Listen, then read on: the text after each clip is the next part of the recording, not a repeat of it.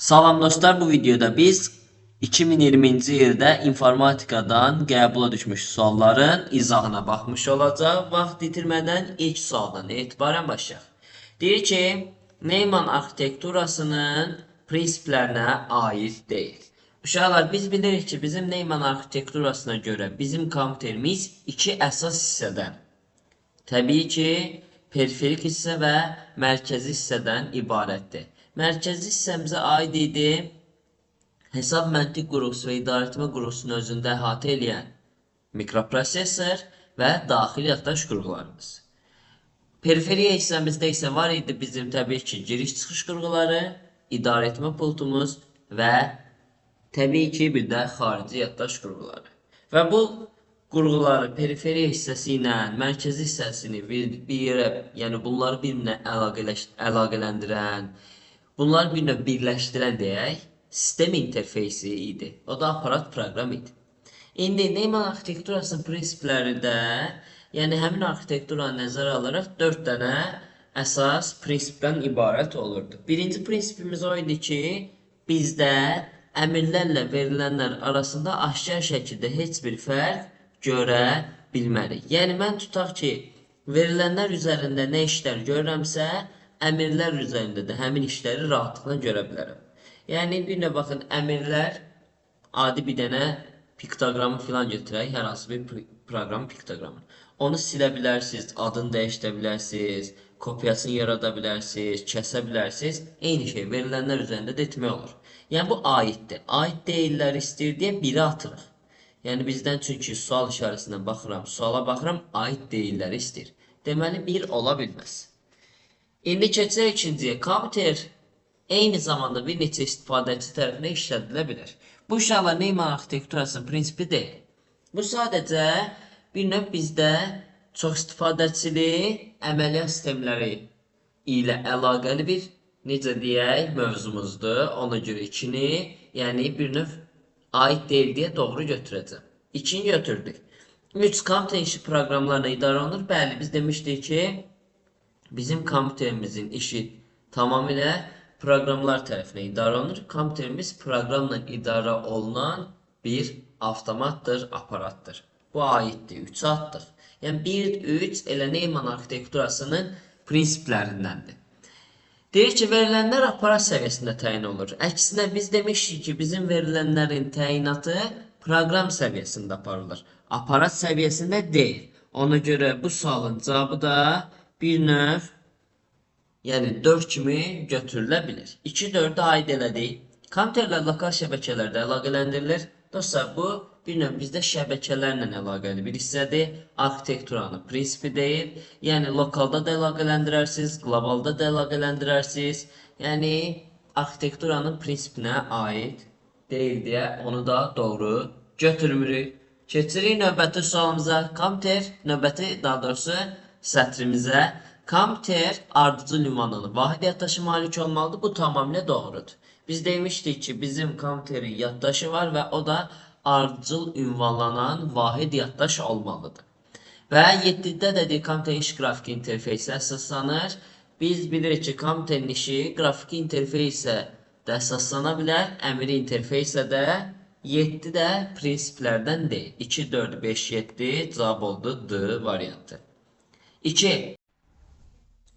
İkinci sualda deyir ki, doğru mülahizələri seçin. Verilənin qiyməti onun mənasını ifadə edir. Dostlar, bu hər zaman belə düşünülməyəcək. Çünki məsələn, mən bir xanaya 5 yazmışam. 5 normalda ədəddir.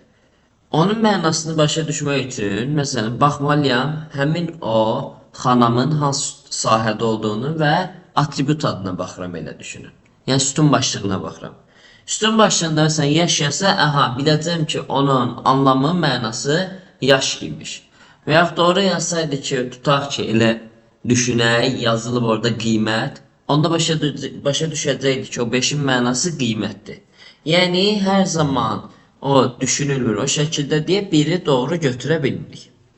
2-də deyir, verilənlər bazası informasiyanın saxlanılması, emalı və axtarışını təmin etmək üçün nəzərdə tutulmuş tətbiqi proqramdır. Dostlar, bu yanlışdır. Niyə? Çünki verilənlər bazasının idarə etmə sistemləri proqram sayılır. Verilənlər baza sözü proqram deyil. O informasiyanı saxlamağa, emal etməyə, axtarışını təmin eləmək üçün nəzərdə tutulmuş bir proqram deyil. Verilənlər bazası sadəcə verilənlərin bir strukturda, müəyyən bir struktura əsasən, konkret bir sxema uyğun əsasən saxlanılmasıdır. Ona görə ikini də səhv olaraq atırıq. 3-dədir yazıları bir-birindən heç olmasa bir sahəni qiymətə görə fərqləndirirlər. Bəli, biz deyirik ki, bizim mütləq şəkildə bütün sətirlərimiz bir-birindən fərqli olmalıdır və ən azı bir dənə sahəmiz, həmin o sətirdə bir dənə xana da deyək buna, o xanamız digərinə fərqli olmalıdır. Məsələn, tutaq ki, belə bir cədvəl qururam. Bu cədvəldə birinci yerə yazmışam A, ikincidə yazmışam B, buraya yazmışam 13, buraya yazmışam məsələn R. İndi mən durub bura A, B, 13, R yazsam bu səhv olacaq. Çünki ikisi də eynidir. Amma ən azı bir dənəsi fərqli olsa, məsələn buraya yazsam R yox, C hərfi, avtomatik bu iki sətir bir-birindən, iki yazı bir-birindən fərqli olacaq. Və bu da əslində doğru bir şeydir. Mütləq şəkildə ən azı bir dənə qiymətə görə fərqlənməlidirlər. Bu səbəbdən 3-ü doğru götürürük. 4-də deyir, cədvəlin hər bir yazısı eyni struktura malik olan sahələrdən ibarətdir. Bu nə deməkdir? Yəni, baxın, mən cədvəl yaratmışam. Cədvəlin birinci sütunda ad yazmışam. Onda bütün sütunlarda birinci sütunda ad yazılmalıdır. Mətn tipli informasiya yazılmalıdır. İkinci sütuna məsələn ədəd yazmışam. Nə olsun? Yaş. Artıq ikinci sütunda yaşlar göstərilməlidir. Yəni, mənim sətirlərim bir növ o sətirlərimin daxilində olan hər bir sütunlar, hər bir sahələr bütün yazılar üçün eyni olmalıdır. Eyni struktura malik olmalıdır. Yox, əgər ayrıca desəydi ki, cədvəldə bütün sütunlar eyni struktura malik olmalıdır, bu yanlışdır. Yəni, eyni olmaya bilər. Amma cədvəlin hər bir yazısı üçün eyni struktura malik olan sahələr lazımdır. Yəni, birinci sahəmiz, birinci sütunumuz addırsa, adla əlaqəli şeylər doldurmalıyıq biz yazılara. İkinci yaşdırsa, yaşla əlaqəli bir növ qiymətləri doldurmalıyıq. Belə, yəni struktur orada yazıya görə eyni olmalıdır. 5-dədir, nisbətin gücü domenlərin sayı ilə ifadə olunur. Xeyr dostlar, biz demişdik ki, nisbətin gücü, hətta dərsdə bunu zarafata salıb, nisbətin gücü kartejlərin sayı ilə ifadə olunur. Yəni, nisbətin gücü kartejlərin sayı, sətirlərin sayı ilə əlaqəlidir. Nisbətin qüvvətidir, domenlərin sayı ilə ifadə olunur. 5 səhvdir. Cədvəldə yazılan ardıcılıq istənilən qaydada ola bilər, bu isə tamamilə doğrudur. Yadınıza salaq, deyirdik ki, filtr tətbiq edəndə istər-istəməz o cədvəldə sıralamalarda problem yaşanacaq. Və sıralamalar tam mən istədiyim formada əlifba sırasında və yaxud da əlifbanın əksinə, artan sırada və yaxud da artanın əksinə və yaxud da sorğu qəbul edəsək, şərt daxil edəsək orada artıq sırf mən istədiyim sətirlər, yazılar orada görünmüş şəkildə bir növ sıralanmış olacaq. Yəni, sətirlərin ardıcılığını, yazıların ardıcılığını istənilən qaydada dəyişdirə bilirik. 3, 4, 6 olur. 3-cü sualda deyir, sistemdə əvvəlcədən təyin edilmiş qrafika əsasında hər hansı tapşırığın icrasını, sistemin yenidən yüklənməsini və başqa əməliyyatlar həyata keçən proqram hansıdır? Heç düşünmədən göz yumulur. Buna Task Scheduler deməli. Task Scheduler elə bir proqramdır ki, orada əvvəlcədən vaxt təyin edilir ki, aha, bu vaxtı məndə filan proqram çalışacaq və yaxud da filan əməliyyat yerinə yetirmiş olacaq. Yəni, onu əvvəlcədən təyin edilir. System Tools, Defragment and Optimize Drives, Command Prompt, System Restore. Bunlar isə bir növ həmin o hər hansı bir proqramın əvvəlcədən icrası üçün təyin edilmiş vaxtı təyin eləmir.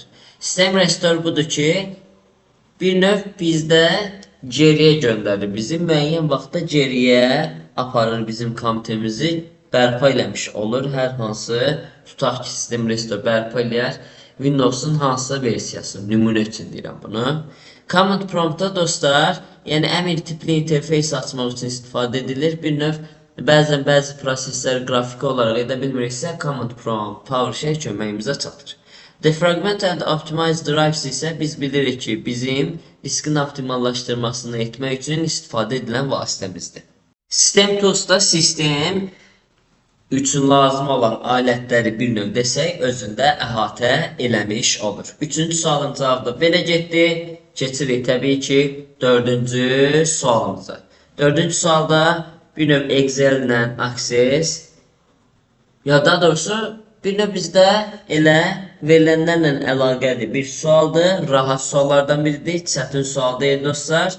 Öhdəsindən də rahatlıqla gəlmiş olacaq. Deməli, bu sualda deyir ki, variantlarda bir axtarış sistemi üzrə 4 müxtəlif sorğu və onların nəticəsində tapılan səhifələrin sayı verilir. Sorğu deyirsə, deməli, burada bir akseslə bağlı sualdır. Bu axtarış şərtlərinə uyğun olmayan variantı seçin. Yəni, dostlar, biz axtarış eləyəndə hər hansı iki elementin bir növ kəsişməsini axtara bilərik. Kəsişmə üçün də nə istifadə edərik? Təbii ki, AND-dən. Bir növ biz onun OR, yəni birləşməsini istifadə edə bilərik və ya elementindən və yaxud da dostlar, sırf hər hansı bir elementi yazarıq, onun daxilində nələr varsa o gələr və yaxud da bir növ heç bir ibarədə bir sorğu keçirməliyik. İndi Access var, bir də Excel var. İndi uşaqlar, baxıram ki, AND hissəsində və OR hissəsində müəyyən nəticələr yazıb. Və AND-dir. Və bir növ bizdə AND, yəni kəsişməni ifadə edir. Yadda saxlayın, AND bizdə kəsişmədir. Kəsişmənin işarəsi də bu şəkildə başa U kimi göstərilir. Və yadda saxlayın, baxın, burada fikir versəniz, bizdə birləşmə ilə əlaqəli, OR ilə əlaqəli bir dənə element var. Onda 2500 verib qiyməti. Yadda saxlayın, heç vaxt bizim kəsişməmiz birləşmədən böyük ola bilməz. İndi baxın, gəlirəm ilk olaraq doğru olanı göstərmək üçün. Burada AND-də 1100 yazıb. Bu nə deməkdir? Access ilə Excel-in kəsişməsi. 1100-ü yazdım. Excel özü 1700-dür. Bu nə deməkdir? Excel dairəsi. Yəni baxın, bu dairə 1700-dür. 1700-ü 1100-ü buradırsa, deməli 600-ü bura gəlir. Ümumilikdə həqiqətən bu dairənin içində 1700 var. Access də 1900-dür. Bu dairə eləməlidir 1900. 1100-ü buradadırsa 800-ü burada olmalıdır. İndi baxıram ki, onda bu məntiqlə dostlar bizdə fikir versək, birləşmə nə qədər olacaq? Birləşmə isə bura üstə gəlsin, bura üstə gəlsin, buradır. 600, 8, 1400, o da 1100, 2500 edir. Yəni bu 4 dənə bir növ bir-birindən əlaqəlidir, uyğundur. Amma A variantı uyğun ola bilməz. Niyə? 3300 yazsam ora, baxın. 3300 yazdım. Kəsişmədir də. İndi 3300 yazdım. İndi bizdə Excel-in qiymətini nə qədər verir? 1700. Bu nə deməkdir? Kəsişmə üstə gəlsin bu hissə. İndi 3300 üstə mən mənfi 1600 gəlməliyəm ki, 1700 versin. Bu da alınmır axı. Deməli dostlar, bizdə həmin o kəsişmə hissəsində 3300 yazıla bilməz. Bunu da unutmayaq. Sənədin səhifələrini nömrələmək, ona sərlövhələr yerləşdirmək üçün əmrlərdən hansı, daha doğrusu əmrlər hansı tabdan seçilmiş olur? Yadda saxlayın, biz bu əmrləri insert tabından icra edirik. Gəlirik Word açmağa burada. Word açdıq. Word açanda baxın, burada insertdə biz header footerdan bir növ Kalin tutur, sərlövhə əlavə eləyə bilirik, həmçinin səhifəyə nömrə əlavə edirik. Zaten bizdən soruşduğu səhifələrini, sənədin səhifələrini nömrələməkdir, sərlövhələr əlavə etməkdir. Yəni, insert lent tabında, header footer lent qrupunda, header, footer və page number bir növ əmrləri bu işləri icra eləmiş olur. Cavab olur ona görə C variantı. Aşağıdakı mülahizələrdən hansılar doğrudur? Aşağıdakı deyəndə indi biz yuxarıya qalxacaq. Deyir ki, bir slayda PowerPoint-lə əlaqəlidir. Bir slayda bir neçə keçid effekti vermək mümkündür. Yadda saxlayın. Bu mümkün deyil. Biz bir slayda mütləq şəkildə cəmi bir dənə effekt, keçid effekti verə bilirik. Məsələn, komputer şəbəkələrini açın burada. Canlı olaraq bunun üstündə göstərir. Məsələn, belə bir slaydım var. Gəlirəm, transition hissəsinə slayda keçid verirəm. Tutar ki, slayda keçid üçün bundan istifadə edirəm. Baxın, verdim. Artıq mən fikir versəz, başqa birini eləyəndə avtomatik digərinə keçid eləmiş olur. Yəni indi məsələn bunu mən slide rejiminə keçirsəm, Shift F5-i basmaqla fikir versiniz, cəmi bir dənəsə tətbiq olundu. Deməli, eyni anda biz slide cəmi bir dənə effekt, keçid effekti verə bilirik. Ona görə bir səhvdir. Zaten bizdən hansılar doğrudur soruşur. Bəli, hansılar doğrudur? Doğru olanları götürürük, 1'e atmalıyıq.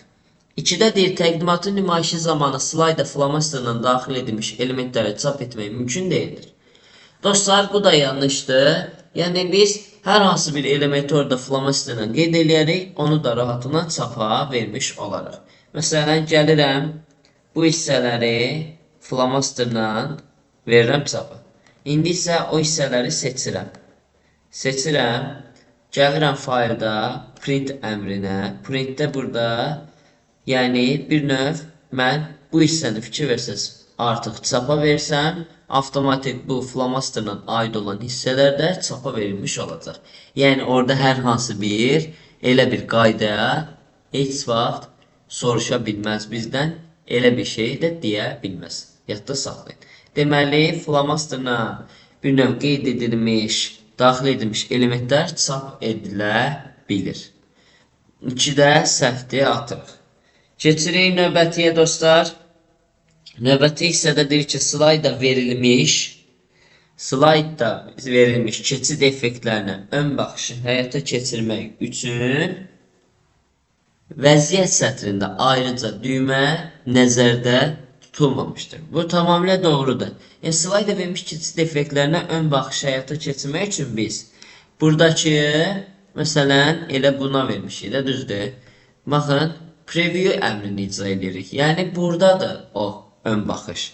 Amma bizdə status barın üzərində fikir versək, burada preview görə bilmirik. Ona görə cavab kimi 3 bir növ doğrudur. Yəni, ayrıca bir düymə nəzərdə tutulmayıb vəziyyət sətrində. Slayd mətnlərindəki simvollar arası məsafəni dəyişmək üçün hər hansı bir əmr nəzərdə tutulmayıb. Səhv deyir, çünki var elə bir əmrimiz. Bəli, gəlirik.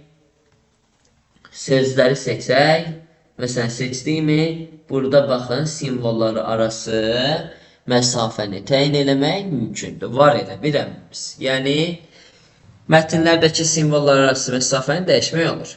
Təqdimata yeni slide homeland tabının əmri vasitəsilə əlavə etmək mümkündür. Bəli, tamamilə doğrudur. Home'da baxın, new slide basaraq yeni bir slide əlavə edə bilirik. Bu da yəni mümkündür.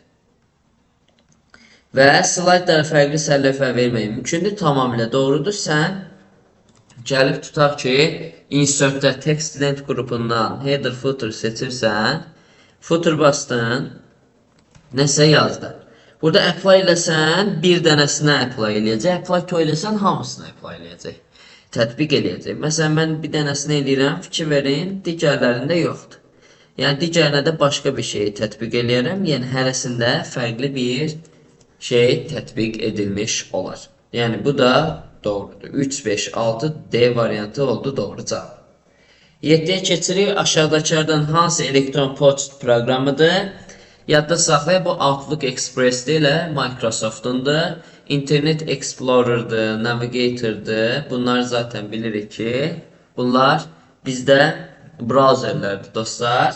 Google Plus sosial şəbəkədir. Windows Explorer'da bir növ Windows əməl sistemində fayllarla işləmək üçün istifadə edilən fayl və qovluqların sistemli şəkildə göründüyü, onların saxlanıldığı bir növ loru dildə desək, proqramımızdır.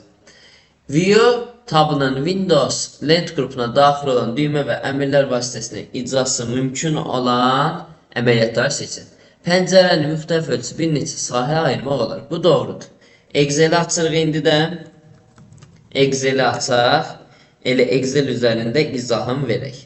Baxın uşaqlar, bir dənəsini açdım. Burada View-da gəlib, baxın, belə eləyirik, düzdür.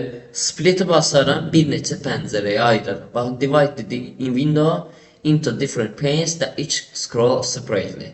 Yəni, bir növ müxtəlif bir neçə pəncərəyə parçalayaram bunu və hərəsi də ayrıca sürüşmə Hərəsində də ayrıca sürüşmə əməliyyatdan icra edərəm. 2-də deyir cədvəlin birinci sətrini dondurmaq. Bəli, bu da doğrudur. Birinci sətrini gəlirəm, rahatlıqla dolduraram. Məsələn, buranı seçdim. Birinci sətirdə məlumatlar yazdım. Məsələn, buranı seçdim. Gəlirəm Free Space-də. Baxın, Free Top Row bir növ bizdə ən üstdəki sətri dondurmuş olur. Yəni, ora donacaq. Artıq ondan aşağıdakılar isə donmamış vəziyyətdə qalacaq. Bastım. İndi baxın, birinci sətrim donmuş oldu. Bu şəkildə etmək mümkündür. Yəni, Unfree Space eləsəm də o donmuşlar təzədən qaytaracaq. Yəni, 2-də doğrudur. İş vərəqini gizlətmək, göstərmək. Dostlar, iş vərəqini gizlətmək, göstərmək. Oradan deyil də Home-da. Dostlar, burada təbii ki, formatda hide, unhide hissəsində olur. Burada hide sheet əmrini icra etməklə edə bilərik. Active.exe faylları arasında sürətli keçid etmək. Bu tamamilə doğrudur. Videoya gəlirəm. Uşaqlar, switch Windows eləsəm, aktiv pəncərələr burada görünmüş olur. Oradan da sürətli keçidlər eləyərəm. Cədvəli yadda saxlamaq. Cədvəli yadda saxlamaq oradan deyil də, dostlar, buradan ola bilər. Həmçinin uşaqlar biz fayl hissəsinə gələrik, fayldan da save-dən və yaxud da save-əzdən istifadə edərək yadda saxlayarıq. Save-əz isə fərqli adda yadda saxlamaq üçün istifadə edilir. Klaviaturadan Ctrl-S düymələrini basmaqla da bu işi icra eləmək mümkündür. İş kitabını gizlətmək, göstərmək, o tamamilə doğrudur. İş kitabını gizlətmək, göstərmək elə bizdə View-dan icra edilmiş olur. Haydi basaram, yəni hal-hazırdakı mənim pəncərəmi gizlədər, yəni iş kitabımı gizlətmiş olar. İş vərəqinin tor xəttlərini gizlətmək, göstərmək, o isə uşaqlar bizdə View-da, Window əmrində, Window lent qrupunda deyil də uşaqlar, o Show lent qrupundadır, yəni ayrı bir lent qrupundadır. Ona görə qarışdırmırıq, səhv cavab kimi götürülmüş olacaq. Bu dostlar, bizdə Grid Lines Show lent qrupundadır, yəni View-dadır, amma bizim Windows lent qrupunda deyil. Ona görə 6-da səhvdir. Daha doğrusu 7-də səhvdir. Cavab kimi götürəcək. Deməli 1, 2, 4, 6. Bu yazaq bir dənə show lent qrupundadır. Ona görə alınır. 9. Alqoritmi fraqmentin yerinə yetirməsindən sonra A dəyişəninin qiymətini təyin edin. A3, B1-dir başlanğıc üçün. Yazıb 1 bərabərdir 5-ə, xeyr deyirsən, düşürsən aşağı. 1 üstəgə 1, B-nin yeni qiyməti 2-dir. İndi A da 3 vur 2 olur 6. A-nın yeni qiyməti oldu 6. Fırlanırıq. 2 bərabərdir 5-ə, xeyr deyib düşürsən aşağı. 2 üstəgə 1, B-nin yeni qiyməti 3-dür. İndi A da 6 idi, 6 vurursun 2, eləyəcək 12. İndi A-nın yeni qiyməti oldu 12. Sonra 3 bərabərdir 5-ə, deyirsən xeyr, düşürsən aşağıya. Yazırsan ki 3 plus 1 bərabərdir B-nin yeni qiyməti 4. A da olur 12 vur 2, yəni 24. A-nın yeni qiymətinə yazdım. Sonra bir dəfə də qaydırsan 4 bərabərdir 5-ə, xeyr deyib düşürsən aşağı. 4 üstəgə 1, B-nin yeni qiyməti olur 5. A 24 idi, 24 vurursun 2, verəcəksə 48-i. Qaydırsan dala, A 48 alıb onu yazıq. B 5 idi. 5 bərabərdir 5-ə, bəli deyirsən, artıq kimi soruşurdu bizdə? A dəyişəndir. A dəyişənin ən son aldığı qiyməti cavaba yazırsan. O da nədir? 48. Cavab kimi 48-i seçirik. 10. Elektron təqdimat proqramında hansı lent qrupuna slaydlar, obyekt əlavə etmək olar? Yadda saxlayın dostlar, bizdə page deyə bir lent qrupumuz yoxdur. Text lent qrupundan bəli biz obyekt əlavə edə bilərik. Səhifəyə nömrə əlavə edərik, sərlövhələr, header, futurlar əlavə edə bilərik, vaxt, tarix əlavə edərik, text qutusu, mətn qutusu əlavə edərik. Yəni, baxın, burada olan əmrlər ora əlavə edilə bilər rahatlıqla. Bu doğrudur. 3 chart diaqramlar. Yadda saxlayın bizdə dostlar, diaqramlar deyə bir lent qrupu yoxdur. O əmrdir. Yəni, baxın, chart buradadır. O illustrations lent qrupundadır. Ona görə 3 səhvdir. Amma links var, əlaqələr var. Yadınızdadsa zoom əlavə edə bilirdik. Yəni hər hansı bir slaydın burada mini versiyasını görürdük. Üzərinə basanda da o slaydı keçid eləmiş olurdu. Link əlavə eləmək olar, istinadlar, həmçinin action'ı da icra eləmək mümkündür. Yəni deməli əlavə etmək olur obyekt orada. Sparkliners bizdə burada əmrdir. Yəni əsas da bu PowerPoint-in deyil də Excel'in özünün əmrlərindəndir. Chartların arasında Sparkliners uzaqbaşı görə bilərik.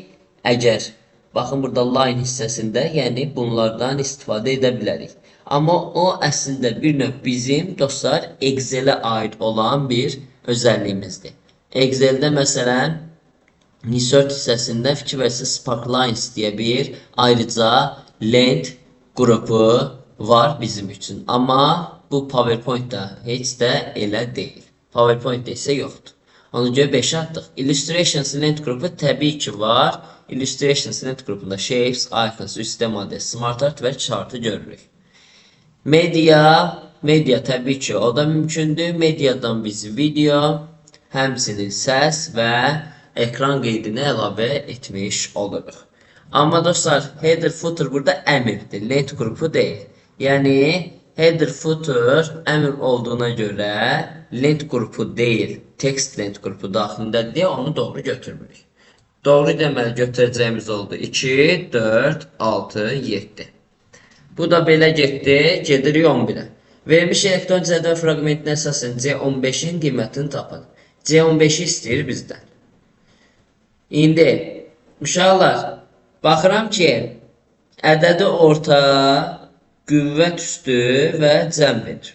Cəmdə də C13-dən C14-ün cəmini istəyir. Yəni C15 xanasını tapmaq üçün biz bu ifadəni toplamalıyıq. Ona görə C13-dən C14-ü birinci tapmalıyıq. Average B13, B15 nə deməkdir? Yəni B13-dən B15-ə qədər olan diapazon. Niyə 2 nöqtədən verilib deyə? 4, 8, 3 elir 15. Average ədədi ortanı tapır deyə. İçində ədəd olanların sayına bölür. 15-i bölürəm 3-ə verir 5 şəklində. Deməli, baxın, hər üçünü topladıq, sayıda 3 dənədir. Ədədi ortası oldu 5 şəklində. Power isə qüvvət üstüdür. A13, B12 verilib. İndi baxıram, A13 budur. Nöqtə vergül verib deyə dostlar, bir növ, burada diapazon yoxdur. B12 isə budur. Və bu nə deməkdir? Birinci ədəd əsas olur, ikinci yazılan isə qüvvət üstü. B deməli 5 üstü 2 deməkdir. 25 qiymətini verir. Burada oldu 25. İndi sum C13, C14 nə olacaq? 25 burada 5, yəni 30 qiyməti. Cavabım oldu 30. Uyğunu müəyyən edin. Qida bloku, mikroprosesor və kontroller. Hərəsi hansına uyğundur onu tapaq. Qida bloku bilirik ki, bizdə kömək olur ki, qurğular arasında enerji paylaşımı olsun. Yəni qida blokunun köməyi ilə qurğulara enerji paylanmış olur, elektrik paylanmış olur. Mikroprosesor bir növ bizdə hesab məntiq və idarəetmə qurğusunu özündə əhatə edir. Ona görə bir növ uşaqlar ədədlər üzərində hesab əməliyyatlarını yerinə yetirir mikroprosesorumuz. Həmçinin onlar üzərində məntiqi əməliyyatda yerinə yetirmiş olur. 2-yə B-də gedir. Kontroller isə bilirik ki, bir növ bizim üçün həmin bu xarici qurğuların işini idarə edən mikrosxem idi. Xarici qurğuların işini idarə edən mikrosxem və yaxud da qurğu desə, kontrolleri götürürük. Amma proqram desə, driveri götürmüş oluruq. Ona görə 1-yə, 2B-də, 3-də C olur. 13. Prosesor qurğusu əməliyyatdaşla nəyin vasitəsindən əlaqə yaradır? Biz bilirik ki, prosesor ümumiyyətlə daxili qurğular əlaqə yaratmaq üçün bir-birindən şinlərdən istifadə etmiş olurlar. Həmin şinlərdəki informasiya axınları isə chipset tərəfindən bir növ nəzarət altında olur. Çünki chipset bizdə o informasiya axını orada tıxac filan olmasın deyə yol polisi rolunu oynayır və orada o informasiya axınının bir növ qarışmasına, orada trafik yaranmasının qarşısını almağa kömək eləmiş olur. Cavab olur B variantını götürürük. Yəni triggerlər, flash yaddaşlar, şülüzlər və registrlər isə bir növ onlar arasında əlaqə yaratmaq üçün istifadə edilir. Fayl tabında yerləşən kateqoriya adlarını göstərin. Biz bilirik ki, bizdə Uşaqlar, fayl tabı MS Word 2019-da əslində fayl menyusudur ki, onun tərkibində də əmrlərdən, kateqoriyalardan görmüş oluruq. İndi bu yeni versiyalarda bu dəyişilmiş olaraq qalır və din kitabında bu barədə artıq məlumat vermirlər deyə o qədər də yəni düşmə ehtimalı sıfıra yaxın bir şeydir. Amma bir növ biz burada cavab kimi götürmüş olacaq dostlar 1, 3, 4'ü. Open, close, daha doğrusu open, print və new. Cavab kimi bunları kategoriya adı kimi götürürük. Yəni Word açırıq, fayla gələndə open'dır. Yəni sonra bizdə oldu print və dostlar bir də təbii ki new var idi, new'nu götürmüş oluruq. Sadəcə dediyim kimi bu barədə sualın düşmə ehtimalı indiki dövrdə çox azdır. Yenə də bunun cavabın kimi A variantı götürmüş olarıq. 15. View tabının əmrləri vasitəsilə icrası mümkün olan əməliyyatları seçin. Excel'də View tabımızda bilirik ki biz iş kitabını gizlədib göstərə bilərik. Zaten burada bayaq Excel sənədi açaq indi. Excel'də bir dənə fayl açırıq. Bilirik ki Excel'dəki faylımızın adı nə gedəcək? Kitab gedəcək.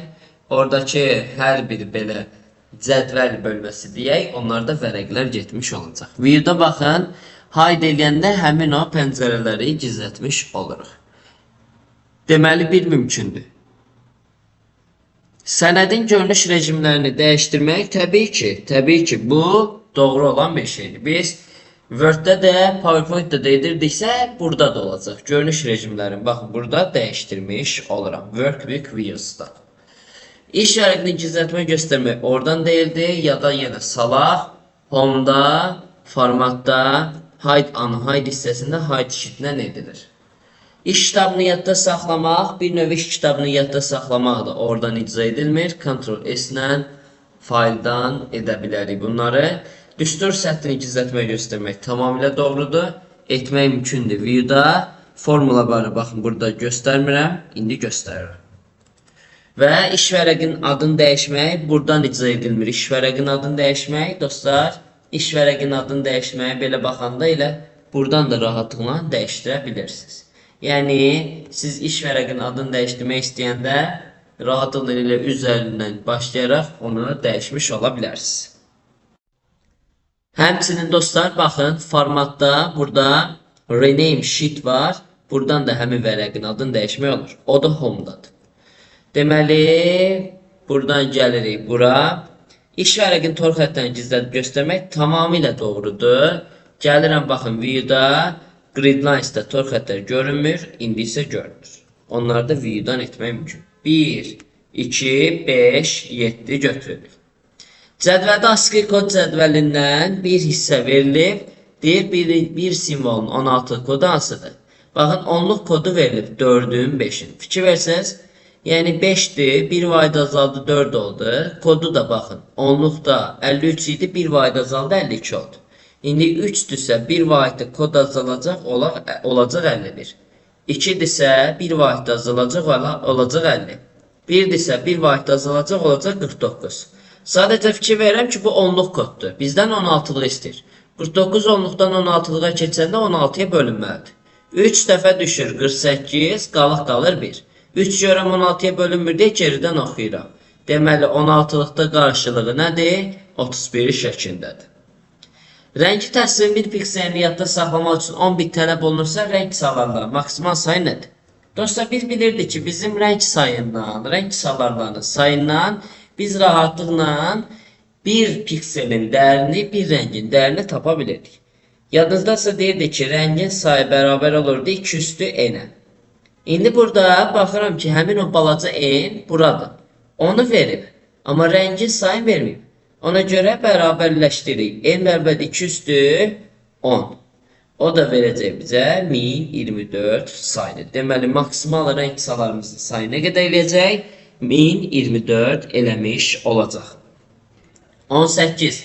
FTDA deyir ki, hansı mülahizələr yanlışdır? Yanlış olanları istəyir, səhvlərə baxmış oluruq. FTDA şəbəkəsi ulduzvari topologiyaya aiddir. Biz bilirik ki, D-də double disk deməkdir. Ulduzvari deyil də halqavari topologiyadır. Ona görə bir yanlışlı götürürük. 100 VC en ilan şəbəkəsi ulduzvari topologiyaya aiddir. Biz demişdik ki, A hərfi ulduza ən çox bənzəyəndir. A hərfindən başlayanlar ulduzvari topologiyaya aiddir. Yəni 2 doğrudur.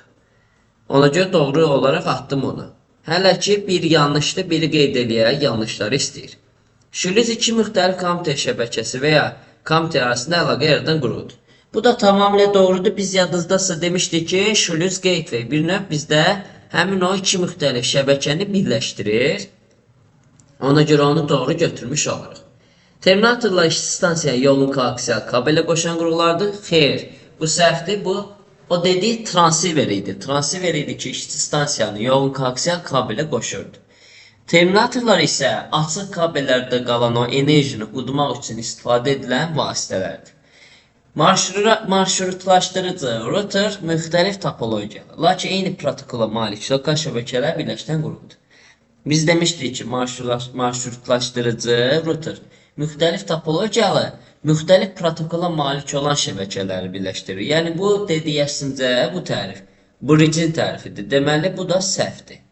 1, 4, 5-i götürürük. Bridge idi müxtəlif topologiyalı, amma eyni protokolla işləyən şəbəkələri birləşdirirdi.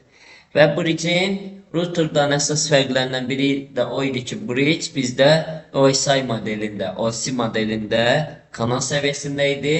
Amma bizim router isə kanaldan bir sonraki olan, təbii ki, hansı səviyyədə idi? Bir növ network səviyyəsində idi. İndi həmçinin uşaqlar bir növ bizim bridge iki lokal şəbəkəni və ya da lokal segmentləri bir-birinə birləşdirirdi. Amma router lokalla qlobalı da əlaqələndirmiş olurdu. Evdəki modemlərdə nümunə kimi götürə bilərik. 19. Mətni bütünlükdə seçmək üçün hansı düymələrdən istifadə edirik? Təbii ki, Ctrl A. Yəni bunu artıq hər birimiz bilirik. Gəlirəm, burada bir mətindir. Ctrl A-nı basıram, hamısı seçilmiş olur. Digərləri bəs nələrdir? Sürətdə eləyək. Ctrl C yapışdırma, kopyalama işidir. Baxın, gəlirəm bunu Ctrl C eləyib kopyalayıram. Artıq Ctrl V eləyəndə də baxın, yapışmış olacaq bura. Ctrl C kopyalama işini görür. Sonra uşaqlar burada var Shift Home. Shift Home nədir? Baxın, buradadır. Shift ilə Home düyməsini bir yerdə basıram. Shift ilə Home düyməsini bir yerdə basanda o sətirdə olan bütün elementləri seçir. Shift End isə baxın. Baxın, sətrin başındayım. Shift ilə End'i basacağım, hamısını seçəcək. Ya da sözün əvvəlindəyəm, Shift ilə End'i basacağım, həmin sözü seçəcək. Yəni, Shift Home ilə Shift End nədir? Kursorun olduğu mövqedən etibarən Shift Home'u bassam, bir növ kursorun solundakı bütün elementləri seçəcək, Shift End isə kursorun sağındakı elementləri seçəcək. Bunlar da səhvdir. Ctrl End isə baxın, buradadır. Ctrl və End düymələrini bir yerdə basıram, aparır məni sətrin axırına. Cavab oldu C. Əməliyyat sisteminin periferiya qurğuları ilə printer, disk daşıyıcı, displey qarşılığı əlaqəsi təmin edən proqram nə adlanır? Driver.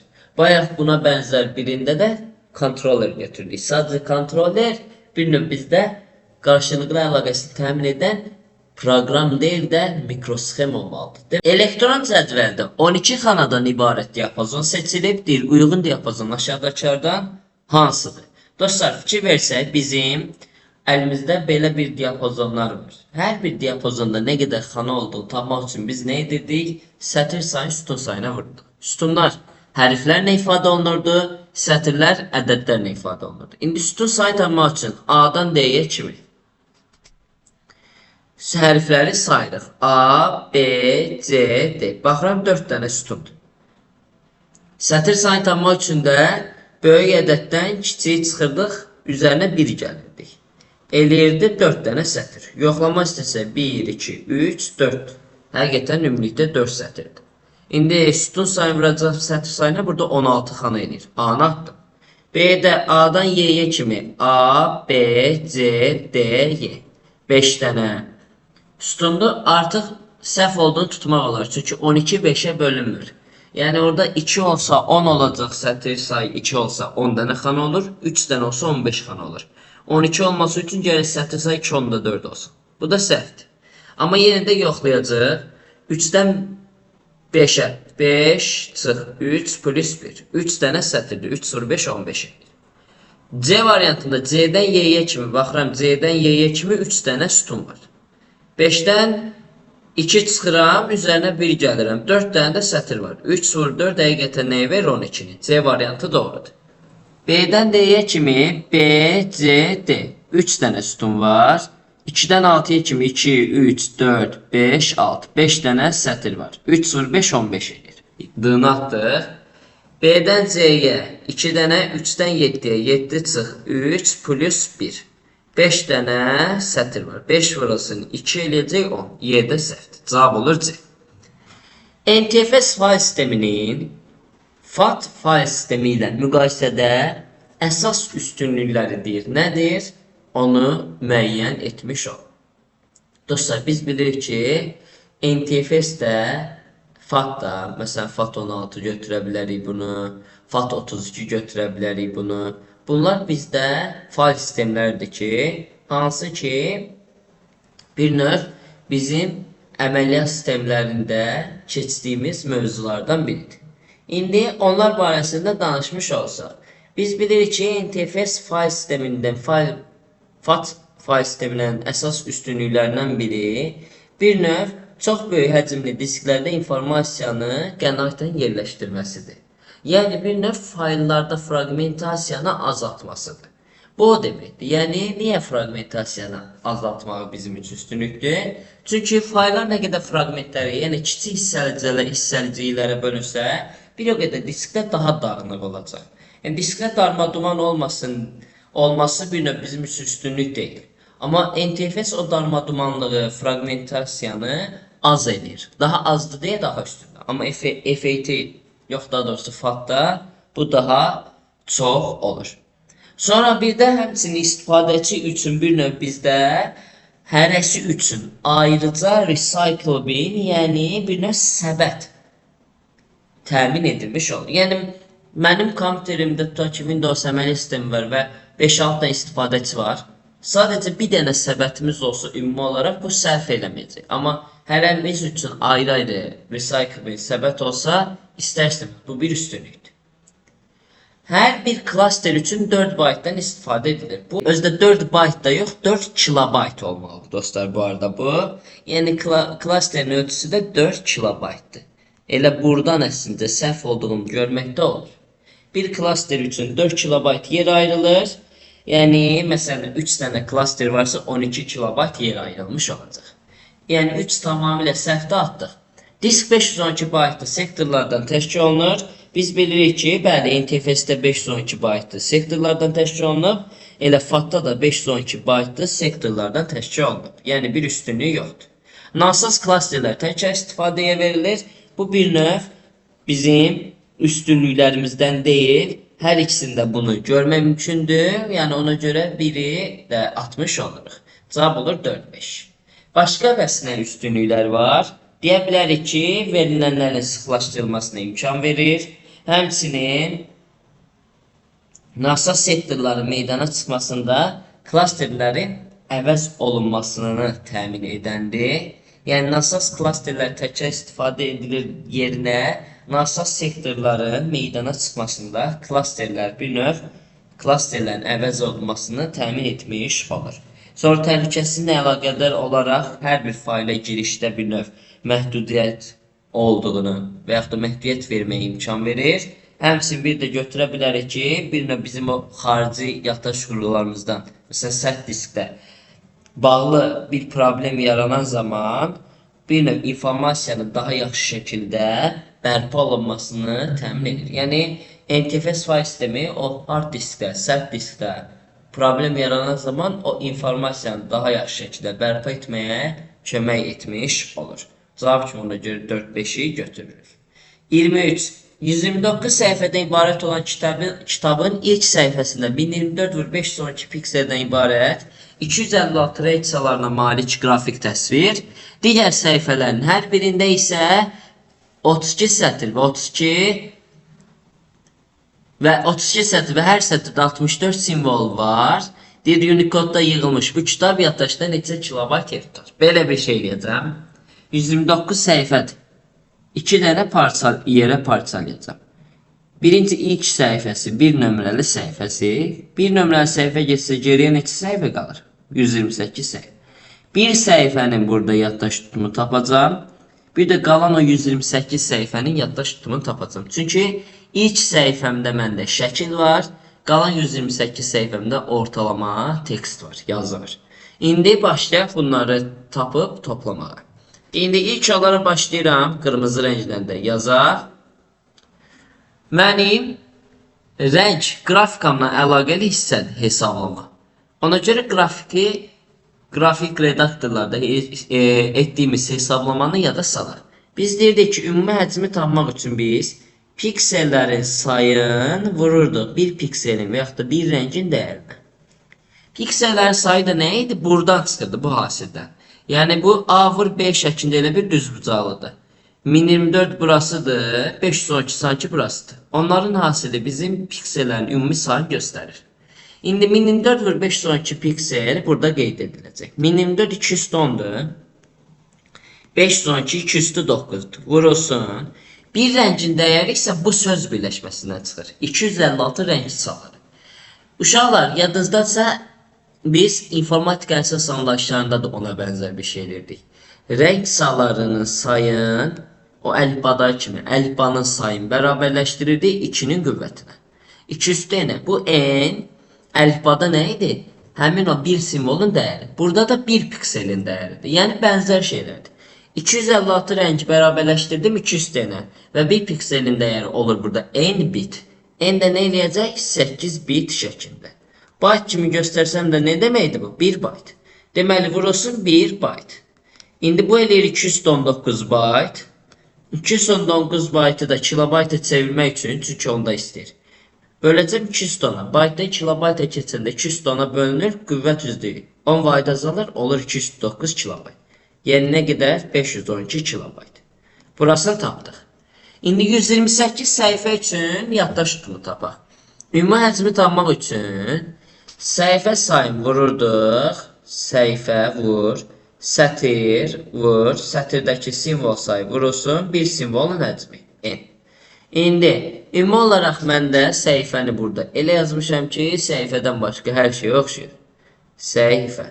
Səhifə sayını verib 128. Niyə? Deyir ki, 129 səhifədən ibarət olan kitabın ilk səhifəsi şəkildir, qalanları, yəni nə qədər? 128'ində isə mətn var. Ona görə səhifə sayı 128'dir. 128 vurulsun. Sətir sayı 32'dir. Vurulsun. Hər sətirdəki simvol da 64. Onu da vuracağım. Bir simvolun dəyəri olan nəyə? Qiymətə, n-ə.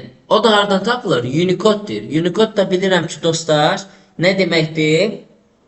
Yəni bir simvolun dəyəri məndə 2 byte deməkdir. Vururam 2 byte. Deməli, bunu byte-dan ifadə edəndə 2 üstü 1 vurulsun, 2 üstü 7 vurulsun, 2 üstü 5 vurulsun, 2 üstü 6 byte. Qüvvət üstləri toplanılır vurmada. Eləyir 219 byte şəklində. İndi 219 byte'dır. Bu tərəfdə də 512 kilobayt almışam. İndi 219 byte'ı kilobayta çevirəndə yenə üzərindən 10 çıxıram, eləyir 209 kilobayt. Bu da nə deməkdir? 512 kilobayt. İndi 512 burada, 512 burada. Ümumilikdə deməli nə etmiş olur? Təbii ki, 1024 kilobayt vermiş olur. Cavab kimi ona görə nə götürürük? C variantını götürmüş oluruq. OLE obyekt sahəsi saxlanır. Biz bilirik ki, MS Access-də data tiplərindən biri də xanalarda yazılacaq OLE obyekt sahəsidir. O özündə videoları, video yazıları, qrafik obyektlər və onlara istinadları, həmçinin musiqi, səs fayllarını, kliplərini, bir də qrafik obyekt deyirəmsə, deməli bu şəkil də götürülür, şəkilləri özündə saxlamış olur. Amma orada sahənin ölçüsünü yadda saxlamır. Və 25'də uşaqlar deyir ki, page borders və page color əmrləri hansı let qrupuna aiddir? Page borders və page colors. Fikir versəz, səhifənin kənar xəttləri və səhifənin Bir növ bizdə nə demək istəyir burada? Səhifənin kənar xəttləri, səhifənin rəngi. Page borders, page color. Ona görə düşünə bilərəm ki, bu səhifədə rənglər, dizayn bununla əlaqəlisə, səhifənin arxa fonundan əlaqəli tənzimləmələrdir. Deməli, səhifənin arxa planına aiddir. B variantı. Word-dədir, açaq Word-ü də göstərək, həmçinin həqiqətən orada olduğunu da bilmiş olacaq. Word-ü yazıram, bastım, gəldik. Design lent qrup lent tabına gəlirik. Design lent tabında burada page background lent qrupunda watermark, page color, page borders-ı görürük. Deməli, həqiqətən cavabımız olur B variantı. Belə dostlar, ümid edirəm ki, bu videoda sizin üçün faydalı olub. Növbəti video dərslərimizdə görüşmək ümidi ilə özünüzdən müğayət olun. Allah amanla. Uğurlar hər birinizə.